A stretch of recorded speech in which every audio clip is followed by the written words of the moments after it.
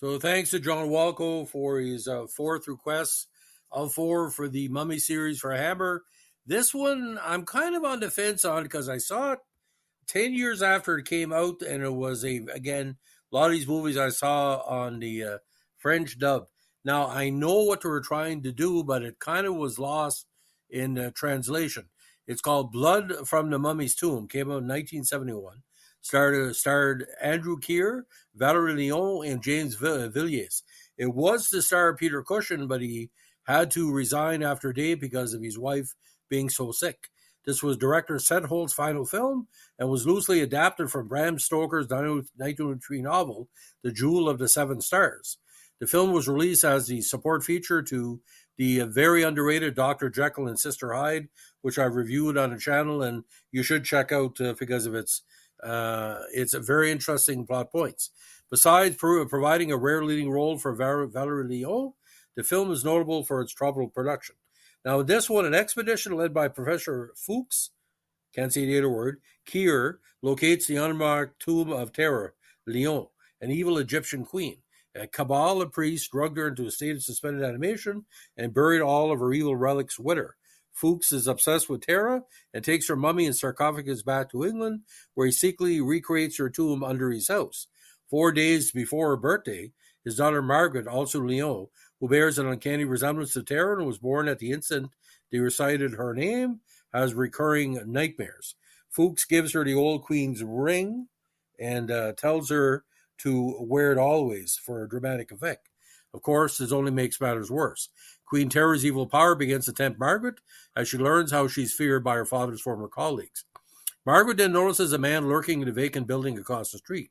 He is Corbeck, an expedition member who is now her father's rival. Corbeck wants to restore Terra to life, and he persuades Margaret to help him gather the missing relics. The problem is, each time one is given up, the person who held it dies. When they have all the relics, Corbett, Margaret, and Fuchs begin the ancient ritual to reawaken Terra. At the last moment, Fuchs learns that the Queen's revival will mean Margaret's death. Together, Fuchs and Margaret overpower and kill Corbeck as the house quakes above them. Queen Terra awakens and kills Fuchs, but not before Margaret stabs her. Margaret and Terra grappling over the ancient dagger when the house finally collapses on them. Kind of a hint of what was going to happen to Carrie. Now, later in the hospital, a woman's face is wrapped in bandages. She's the sole survivor, and not all the others in the professor's basement are crushed beyond recognition. The bandaged woman slowly opens her eyes and struggles to speak, leaving the film scene ambiguous as to whether she is Margaret Fuchs or Queen Terra, which was setting up for a possible sequel, which really never came about. Now, this is an interesting situation. Let's get into it for a second.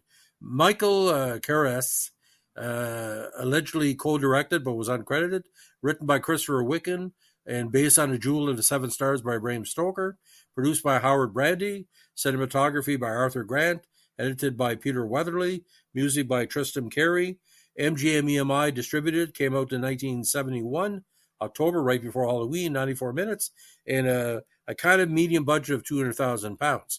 Now, Wicken said the film was one of the last projects that Carassus brought to Hammer. Wicken wanted to use the title of the book, but Carassus did not. He brainstormed titles and came up with The Blood from the Mummy's Tomb, which Wicken thought he would never use, but he did. The job of directing went to Holt, whose films were admired by producer Brandy. Holt had a strong critical reputation for making such films as The Nanny, but had not made a movie in years, thus putting the movie in limbo. As Holt said in 1971, I haven't been directing because I haven't been offered anything to direct. Now, Wicken worked with Seth Holt on the script. The film had to go into production early because there was a gap in the production schedule.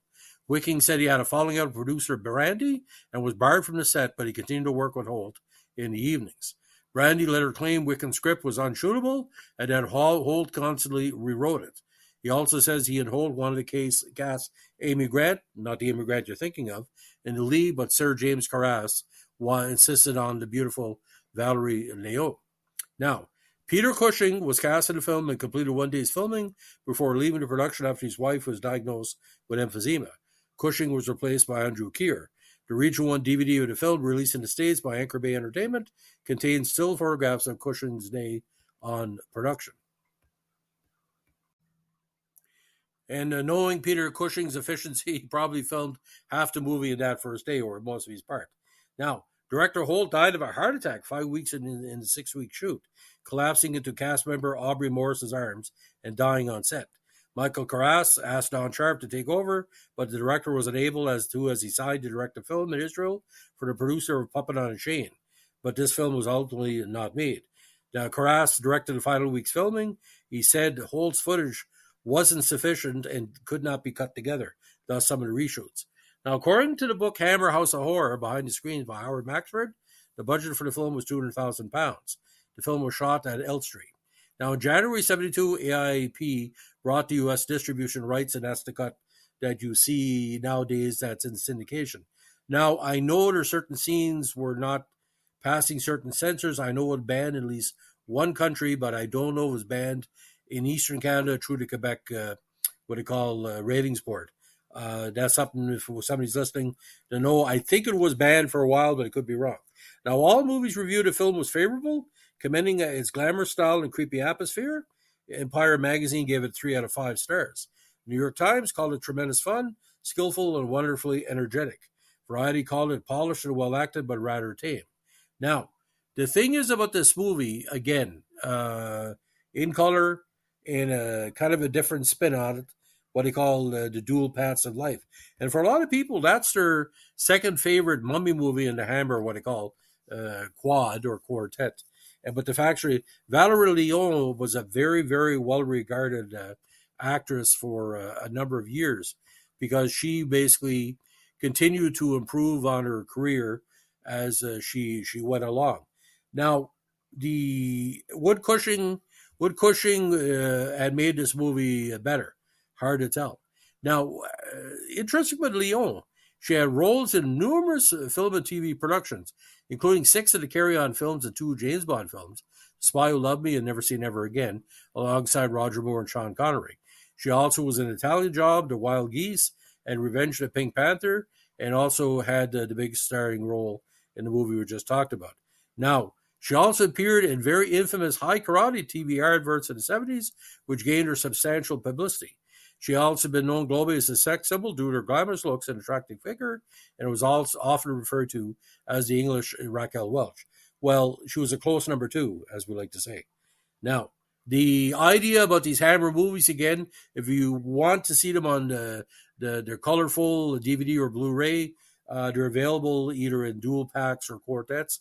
Good to check out because if you love Dracula Hammer, if you like Frankenstein Hammer, the Mummy Hammer, like I said, is lacking in places, but the visuals are always going to be strong because it is Hammer. So, ladies and gentlemen, if you like what they're doing here with our Hammer podcast, this Mummy series, thanks to John Walco and all our supporters.